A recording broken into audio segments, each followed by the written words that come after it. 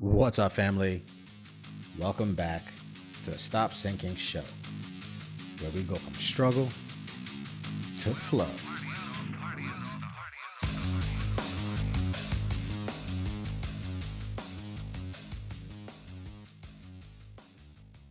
There's times in my life I'm able to be cutthroat with my thoughts.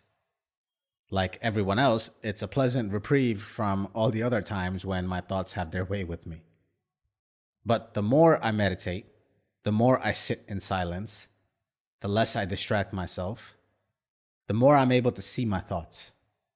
And of course, that's ironic because the reason I avoid silence and distract myself in the first place is to run away from those very thoughts. But there's no way around it. And it's the sitting with them that gets me to then be able to negotiate with them.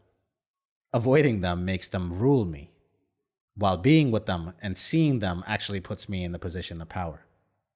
Now, what I notice, and maybe you can relate, is that most of the things I have thoughts about, the patterns of rumination, all tend to be about places I was wronged, or didn't feel seen, or want to be heard, or have something else to say that I never got to say. So my brain will have the conversation, simulating it, to defend myself, to say that thing.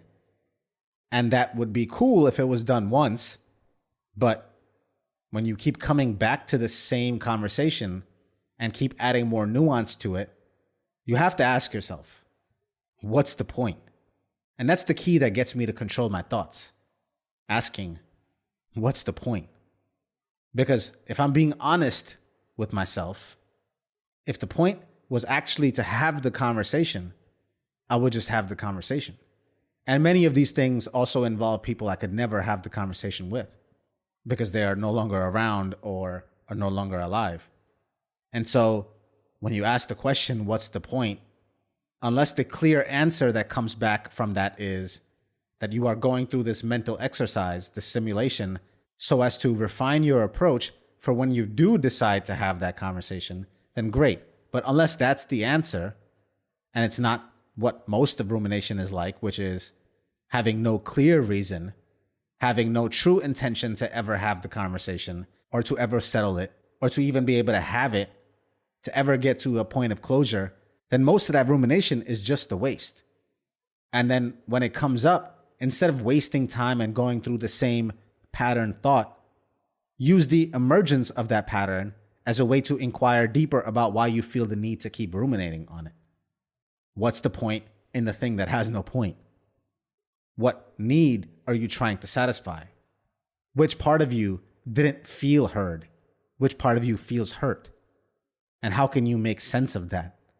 And how can you give yourself grace where appropriate and give forgiveness to another where is needed? But that's the best you can do with these thoughts. Or else you tell me, what's the point?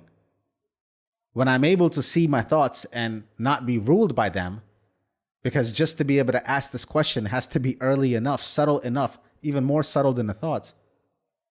When I do that, and what became apparent to me was that many of these thoughts are not helpful. They are not instructive, not constructive. They are not setups to engage. They are just righting a wrong in an illusion. No material difference ever comes out of them because that's not their intent. Their intent is just to ruminate, to circle the same blocks, so to burn out the unused energy. Which brings me to my next point.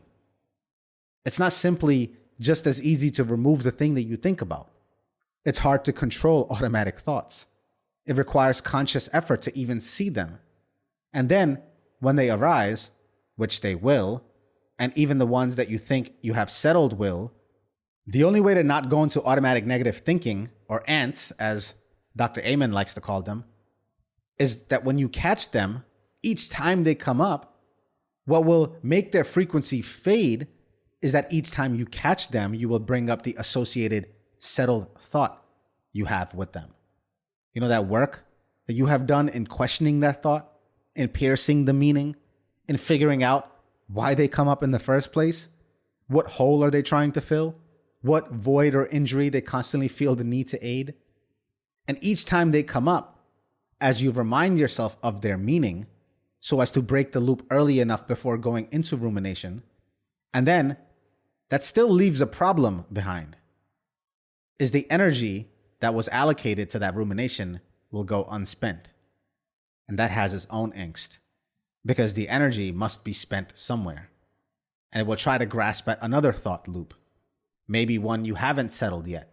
And that might give you your next task of inquiry. Or you can spend that energy by replacing the negative pattern with a positive one, using the coming up of that thought as a trigger to manage and then redirect each time. Because the energy must be spent one way or another. And if you're going to spend your energy anyway, before you let it slip and waste itself on anything, rein it in and ask yourself, what's the point? I love you, family. Stay true always. I'll see you on the next show.